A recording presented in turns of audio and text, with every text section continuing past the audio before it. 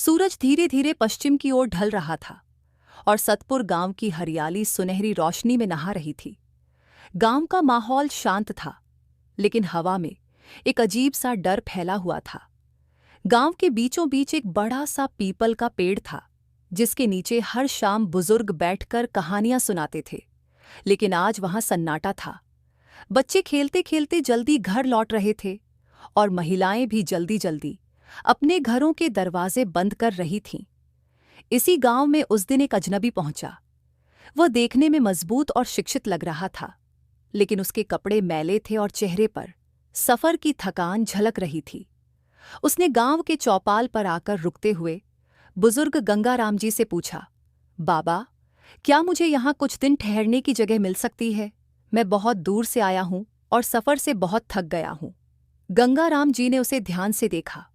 अजनबी की आंखों में ईमानदारी और आत्मविश्वास झलक रहा था। वे मुस्कुराए और बोले, बेटा, हमारे गांव में हर मेहमान भगवान के समान होता है। तुम चाहो तो मेरे घर ठहर सकते हो। रघु, जो कि उस अजनबी का नाम था, गंगाराम जी के साथ चल दिया।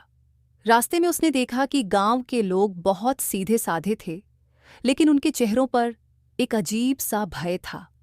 कोई भी रात को बाहर निकलने को तैयार नहीं था। गंगाराम जी का घर गांव के पुराने मकानों में से एक था। मिट्टी की दीवारें और छप्पर की छत, लेकिन बहुत साफ सुथरा। रघु को वहां रहकर अच्छा लग रहा था, लेकिन एक बात उसे परेशान कर रही थी।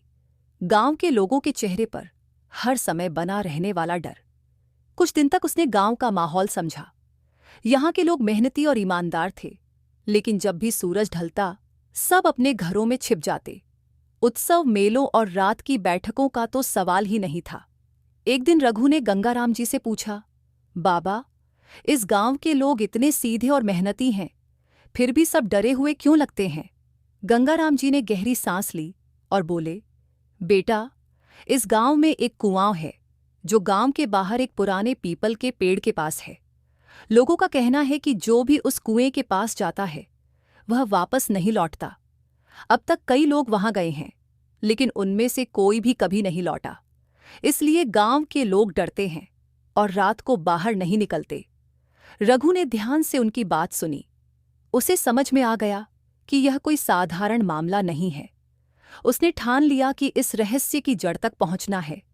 अगले ही दिन उसने गांव के कुछ नौजवानों को इकट्ठा किया और कहा, डर से समस्या का समाधान नहीं होता।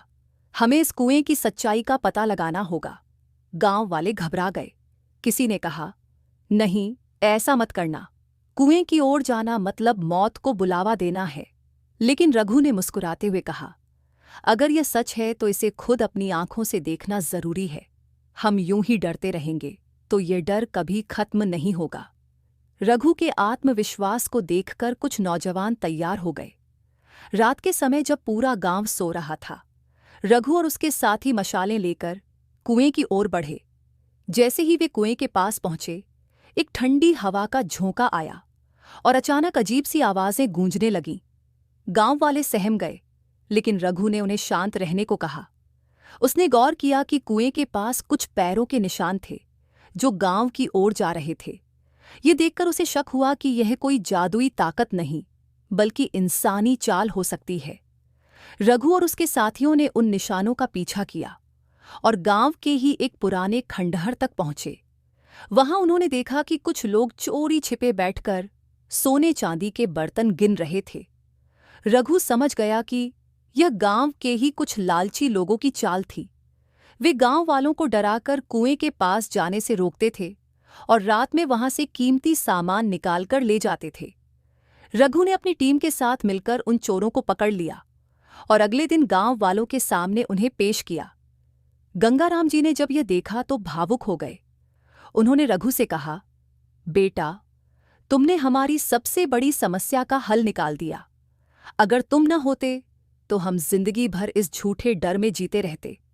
गांव वालों ने रघु को धन्यवाद दिया और निर्णय लिया कि अब वे कभी अंधविश्वासों में नहीं फंसेंगे। लेकिन रघु को अभी भी एक बात समझ नहीं आ रही थी। गांव में अब भी कुछ लोग थे जो डरे हुए रहते थे। उन्होंने सोने चांदी की चोरी करने वालों का सच स्वीकार कर लिया था, लेकिन फिर भी वे मानते थे कि कुएं में जरूर कोई रहस्य है। एक रात रघु ने तय किया कि वह अकेला जाकर कुएं की असली सच्चाई पता लगाएगा। गांव वालों को बिना बताए वह चुपचाप कुएं के पास गया। वहां उसने देखा कि कुएं से हल्की हल्की रोशनी निकल रही थी। यह देखकर वह थोड़ा सतर्क हुआ, लेकिन बिना डरे आगे बढ़ा। जैसे ही उसने कुएं में झांका, उसे नीचे पानी में कुछ चमकती हुई चीजें दिखाई दी। उसने एक लंबी रस्सी की मदद से कुएं में उतरने का फैसला किया।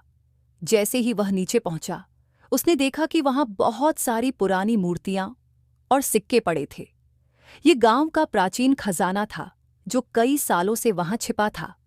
असल में कुछ चालाक लोगों ने इस खजाने को पाने के लिए गांव वालों में डर फैला रखा था, ताकि कोई कुएं के पास ना आए और वे इस खजाने को धीरे धीरे निकाल सकें।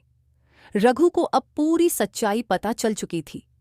उसने गांव के लोगों को इकट्ठा किया और उन्हें कुएं के अंदर का सारा खजाना दिखाया। गांव वाले पहले तो हैरान रह गए, लेकिन फिर उन्होंने मिलकर तय किया कि इस खजाने का उपयोग गांव के विकास के लिए किया जाएगा।